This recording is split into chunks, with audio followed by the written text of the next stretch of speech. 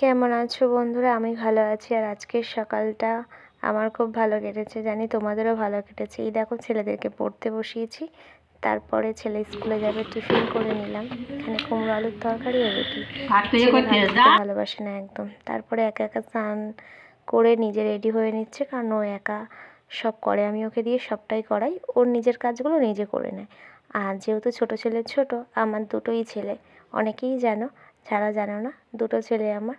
ছোটো ছেলের সবটা করতে হয়। তারপরে বাজার চলে এসেছিলো, তারপরে রান্না করেছি কাতলা মাছ। তো কাতলা মাছটাকে রান্না তো করেছি, কিন্তু কাটার সময় না খুব ঝামেলা হচ্ছিল, যেহেতু বটিটা একটু ধার ছিল না। আর সব কাজ আমি করতেই ভালোবাসি। শাশুড়ির যেহেতু বয়স হয়ে গেছে, শাশুড়িকে আমি সব কাজ দিই না, আমিই করে নিই। তো এবারে দেখো, মাছটাকে আমি অনেক কষ্ট মষ্ট করে কেটে ফেলেছি। ম্যাক্সিমাম আমাদের বাড়িতেই মাছ কেটে নিই আমি, তারপরে রান্না করব। আর একটা কথা জানো বন্ধুরা, সারাদিনে কাজ শেষ হয় না। প্রতিটা কাজ তো আর তুলে ধরা যায় না তোমাদের সামনে, কিছু কিছু তোমাদেরকে দেখাই। তারপর রান্না করে নিলাম। কচুরলতি হয়েছিল সেদিন, আর হয়েছিল ওল আলু মাছের ঝোল,